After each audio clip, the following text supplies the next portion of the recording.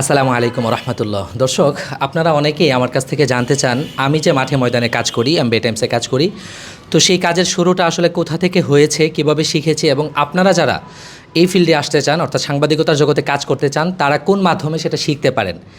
এই প্রশ্নের উত্তর আমার চেয়েও ভালো যে মানুষটা দিতে পারবে আমার উস্তাদ এবং একই সাথে এখন সহকর্মী শাহ মোহাম্মদ খালিদ ভাই, এমবিএ টাইমসের যিনি স্বত্বাধিকারী এবং পরিচালক, বার্তা সম্পাদক। আমরা তার কাছ থেকেই সেই উত্তরটা নিচ্ছি। আসসালামু আলাইকুম। ওয়ালাইকুম আসসালাম রহমতুল্লাহ। এই যে প্রশ্নটার কথা বললাম, এটা আমি অনেক বেশি এই প্রশ্নের সম্মুখীন হয়েছি। তো আমি যেভাবে উত্তর দিয়েছি তার চেয়ে অবশ্যই ভিন্নভাবে এবং ইফেক্টিভ ওয়েতে আপনি উত্তর দেবেন। তো আমি যদি আপনাকে একটু প্রশ্ন করি যে এই সাংবাদিকতার জগতে আসার জন্যে, সুস্থ সাংবাদিকতার জগতে আসলে একজন মাদ্রাসার ছাত্র হোক বা ভার্সিটির ছাত্র হোক, তাদের হাতে এই মুহূর্তে ঠিক কী সুযোগগুলো রয়েছে বা কোথাও এর ধরনের কোনো কোর্স আছে কিনা বা আপনারা কিছু করছেন কিনা? জি দেখুন, আমি তো বলবো যে সাংবাদিকতার মতো একটি স্পর্শকাতর জায়গা এবং একটি সেন্সিটিভ জায়গায় অবশ্যই আমাদেরকে একটি মৌলিক শিক্ষা নিয়েই মাঠে নামা উচিত।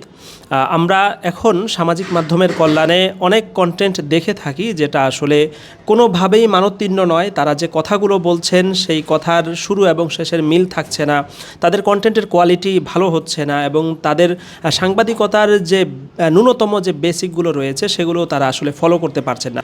কাজেই আমার যেটি মনে হয় যে সাংবাদিকতার মতো একটি স্পর্শকাতর এবং সেন্সিটিভ জায়গায় কাজ করার জন্য অবশ্যই আমাদের ন্যূনতম একটি প্রশিক্ষণ দরকার। আমি এটি বলবো না যে 1 বছর 2 বছর আপনি সময় দিন, অন্তত 2 সপ্তাহেরও যদি একটি প্রশিক্ষণ আপনি নেন তাহলে আপনি সাংবাদিকতার ময়দানে কাজটি আপনি খুব ভালোভাবে করতে পারবেন।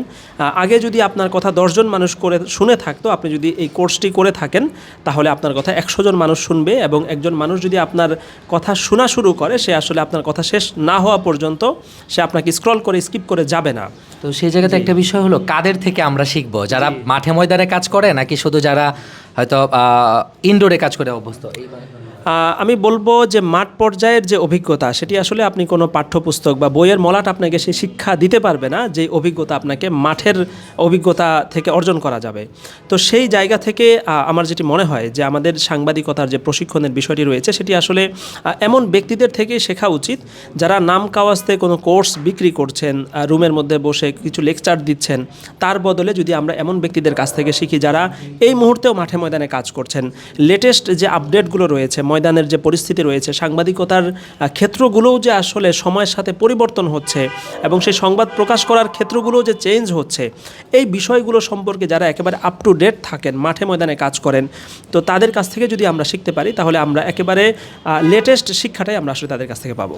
তো সেই জায়গাতে এমবিএ টাইমস খুবই প্রসিদ্ধ এবং বাংলাদেশের এই অঙ্গনে অর্থাৎ সাংবাদিকতার অঙ্গনে গত কয়েক বছর যাবৎ খুবই গুরুত্বপূর্ণ অবদান রাখছে। আপনারা আসলে সরাসরি কী ধরনের পদক্ষেপ নিয়েছেন বা এই মুহূর্তে কোনো কোর্স লঞ্চ করেছেন কিনা? জি অবশ্যই। দেখুন, আমরা তো এমবিএ টাইমসের মাধ্যমে যখন আমাদের কার্যক্রম শুরু হয়েছে প্রচুর মানুষ আমাদেরকে ভালোবেসেছেন, পছন্দ করেছেন এবং এমন নিউজের ক্ষেত্রগুলো আসলে খালি যাচ্ছে যেগুলোর ক্ষেত্রে মানুষের চাহিদা যাতে আমরা সেই বিষয়গুলো নিয়ে কাজ করি।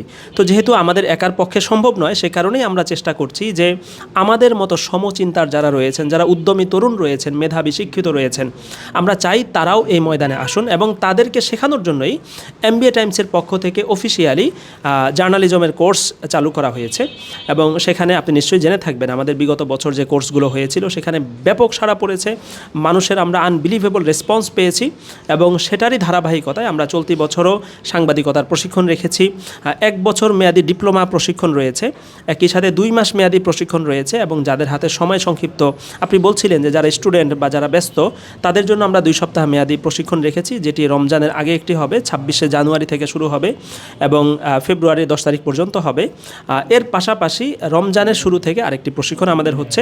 এই প্রশিক্ষণ থেকে যিনি পরিশ্রম এখানে করবেন, যেহেতু আমাদের এটি আবাসিক প্রশিক্ষণ, 24 ঘন্টা রুটিন মেনে চলতে হবে এবং হোমওয়ার্ক যেগুলো থাকবে সেগুলো করতে হবে, প্র্যাকটিসগুলো ঠিকমতো করতে হবে, তাহলে আমি কথা দিতে পারি যে আপনি যদি 2 সপ্তাহের কোর্সটিও করে থাকেন তাহলে সেই কোর্সের পরে আপনি নিজেকে অনর্গল একজন সুমিষ্ট ভাষী অনর্গল বক্তা হিসেবে আপনি আবিষ্কার করবেন এবং সেটি শুধু সাংবাদিকতার ক্ষেত্রে নয়, আমি তো বলবো যে জীবনে বিভিন্ন ক্ষেত্রে আমাদের কথা বলার প্রয়োজন হয়। যেমন আমি এখন কথা বলছি, এটিকে আমরা সাংবাদিকতা বলতে পারি না, কিন্তু কথা তো আমাকে বলতে হচ্ছে।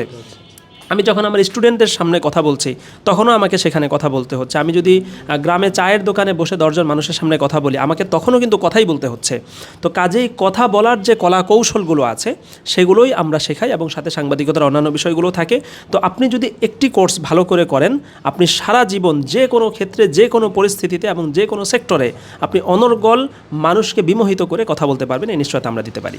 এক্ষেত্রে আমরা আগের কোর্সগুলোতে দেখেছি যে রিসোর্সের কিছুটা ঘাটতি ছিল, এবং এখানে আজকে এসে তো আমি একেবারেই মানে অবিশ্বাস্য রকমের একটা পরিবেশ দেখেছি। তো এই যে রিসোর্সগুলো আপনারা এত কম্পিউটার, জায়ান্ট স্ক্রিন এবং পুরো সুসজ্জিত একটা ক্লাসরুম, এটা আসলে আপনারা কিভাবে করেছেন, বা আপনাদের সাথে কোনো সহযোগী প্রতিষ্ঠান আছে কিনা? জি, আমরা এমবিএ টাইমস এবং বাংলাদেশের একটি সুপরিচিত সেবা সংস্থা হাফিজি চ্যারিটেবল সোসাইটি অফ বাংলাদেশ এর যৌথ উদ্যোগে আসলে আমাদের আয়োজনটি হচ্ছে, এবং এই আয়োজনে আমাদের একমাত্র এবং শুধুমাত্র উদ্দেশ্যই হচ্ছে আমাদের তরুণদেরকে স্কিল্ড হিসাবে গড়ে তোলা, যাতে তারা ব্যক্তি জীবনেও হিউজ উপার্জন করতে পারেন হালালভাবে, এবং তার এই কাজের মাধ্যমে যাতে আমাদের দেশ এবং জাতি উপকৃত হয়। আপনি দেখেই বুঝতে পারছেন যে এখানে আসলে আমাদের অকল্পনীয় পরিমাণ টাকা আসলে খরচ হয়েছে, যেটি আসলে কিছু কোর্সের সেই সামান্য কোর্স ফি দিয়ে এটা কোনোদিনও উঠবে না।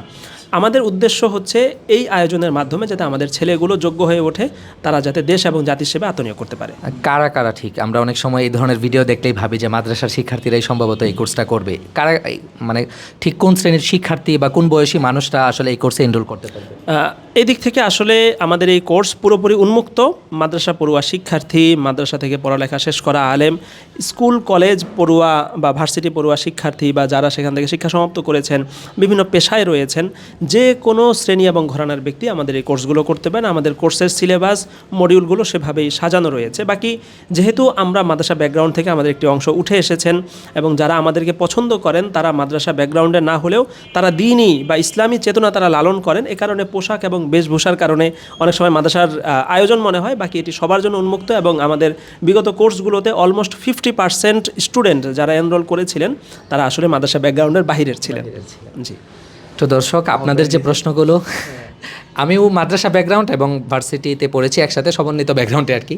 তো যাই হোক, আপনাদের যে প্রশ্নগুলো ছিল সেগুলোর উত্তর আমি মনে করি আপনারা সবচেয়ে ভালোভাবে যার কাছ থেকে পাওয়ার কথা তার কাছ থেকে পেয়েছেন। আপনারা যদি এই কোর্সে অংশগ্রহণ করতে চান তাহলে কমেন্ট বক্সে বিস্তারিত দেওয়া থাকবে, অথবা আমাকেও নক দিতে পারেন। ইনশাল্লাহ আশা করি এখান থেকে আমি যেভাবে শিখেছি আপনারাও সেভাবেই হাতে কলমে শিক্ষা পেয়ে মাঠে ময়দানে কাজ করতে পারবেন। আসসালামু আলাইকুম।